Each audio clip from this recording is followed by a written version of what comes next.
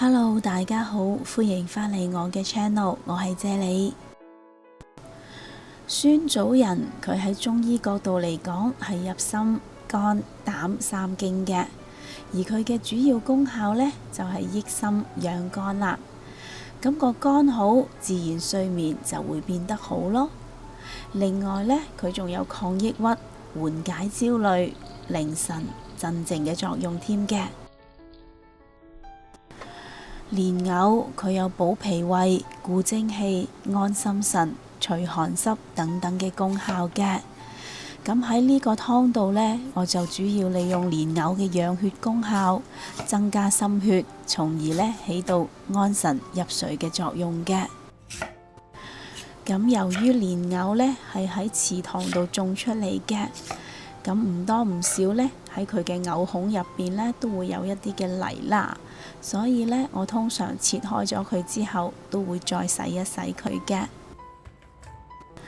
你哋今日好嗎？留言話我知，你尋晚又瞓得好唔好呢？祝你有開心愉快嘅一日。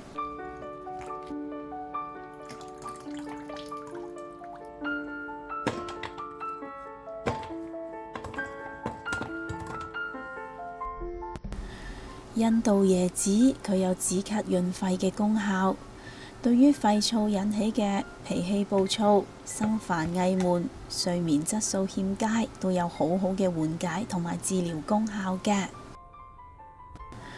同埋呢，我會將呢一個湯水嘅所有食材用料 list 咗喺影片嘅最後。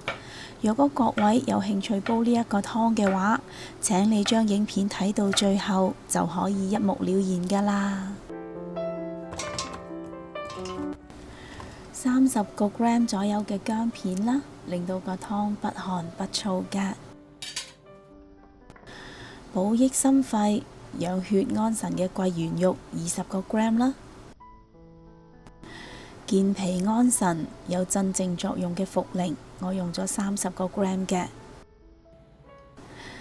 20個 gram 清肺火、養陰生津嘅沙參啦。清心安神、潤肺止咳嘅百合20個 gram 嘅。10個 gram 嘅南北杏啦，佢有潤腸通便、止咳平喘嘅功效㗎喎。而呢度30個 gram 嘅紅棗呢，我係用嚟調和藥性嘅，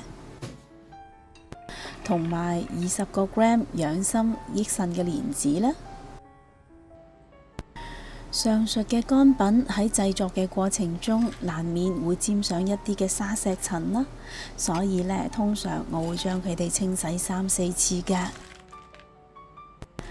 若果你對我嘅食譜有任何疑問嘅話，請你將個問題寫低喺下邊評論區嗰度啦，我係非常之咁樂意同大家一齊討論㗎。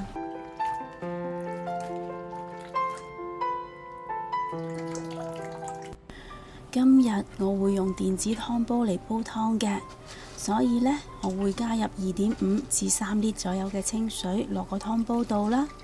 水滾之後開始計時，煲佢120分鐘嘅。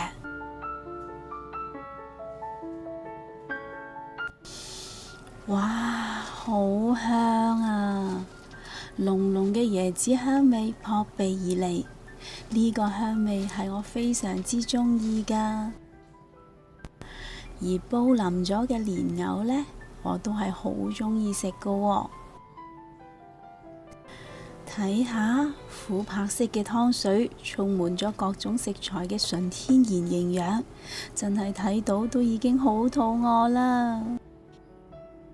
咁我唔客氣啦，呢個湯飲落係好濃郁、好香甜嘅，濃濃嘅椰子同埋蓮藕嘅香味 mix 埋一齊，真係好正㗎。不如今晚你都試下煲呢個飲完之後好好瞓嘅湯水啦，同埋 share 俾你身邊有需要嘅朋友啦。